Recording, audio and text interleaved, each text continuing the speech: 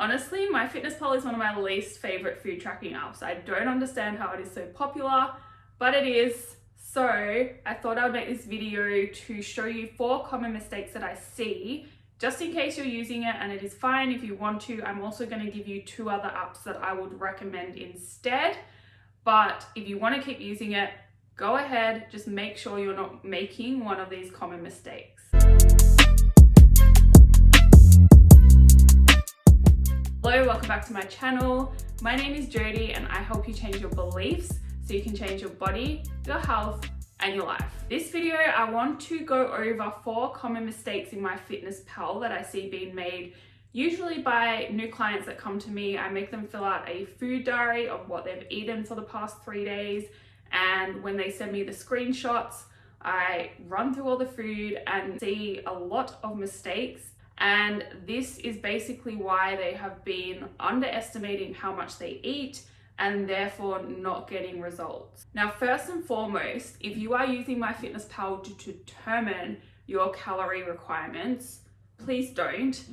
You need to calculate these better than what MyFitnessPal does for you. You can use another calculator and compare to what MyFitnessPal gives you, but I would definitely go by a separate calculator. There are so many available. I have a guide on my website that will help you, which I'm going to link in the bio as well. It is free. That is going to give you a more accurate calorie requirement based on your body, your activity, and what you want to achieve, whether that's fat loss, muscle gain, maintenance, whatever, but most likely fat loss, I assume. The first mistake I see being made by way too many people using MyFitnessPal is tracking your exercise or tracking calories burnt through exercise. You don't need to do this, and when it comes up, like, I would turn off the tracking exercise altogether, because even if you don't pay attention to it, what it does is MyFitnessPal adds the exercise calories burnt back in and makes you think you can eat more food. But in reality, if you have calculated your calorie needs, your activity, including your workouts, including steps, including cardio, that all should be factored into your calorie requirements already. So your calorie target that you get from the calculator in my guide or from any other one online will already take into account your activity, including gym and exercise and whatever MyFitnessPal tracks and adds back in. So if you go and add that back in and then eat back those calories burned, it is very probable that you are actually bringing yourself out of a deficit back up to maintenance or even over maintenance, and therefore won't be able to lose weight. So definitely don't pay attention to the exercise part of MyFitnessPal. Just don't even bother tracking it. Honestly, track your steps, but do them as a separate thing, and go to gym, train for strength. Don't train to burn calories. Now, the second mistake I see being made all the time is not using the right entries for the food you're eating. And what I mean by this is, with MyFitnessPal, anyone can add in foods and the calories that they think that food contains. So if you're just using anyone's entry, it is very likely that entry is going to be inaccurate, and therefore you're likely underestimating how many calories you're actually consuming by choosing that entry. When you are choosing any kind of whole food, like obviously packaged food, you can just check the package to see if it's accurate.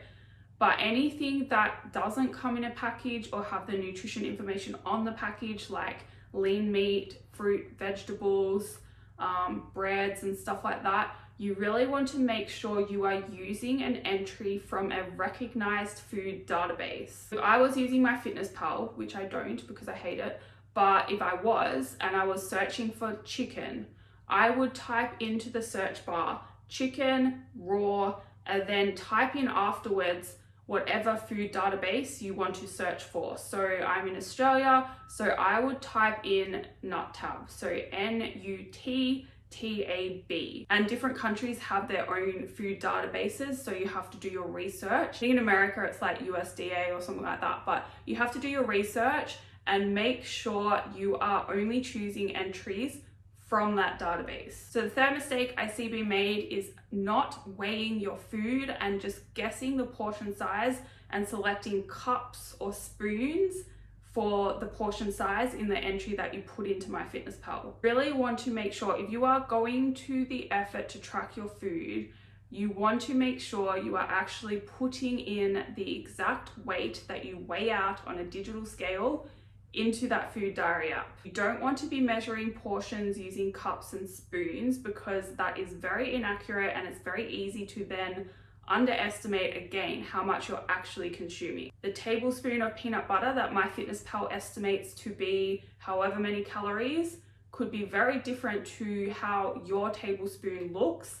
and therefore you could have totally different grams on that spoon, and that is going to result in very different amounts of calories of peanut butter on the spoon. So do the right thing, weigh out your food and put it in as grams or ounces or whatever metric you use to weigh food in your country. The last mistake I see being made is with alcohol. Now, alcohol contains calories, but unfortunately, there are entries where you have a glass of wine and it's got 0 calories. It haven't been put in correctly, and you need to make sure you are not selecting that if you are drinking alcohol. When it comes to alcohol, what I would actually do is Google search the drink you're having and then nutrition afterwards. So just say it's red wine and then nutrition, and then that will come up with the calories of the drink for a specified portion size. Then what you can do is you can actually compare it to whatever entry that you choose in MyFitnessPal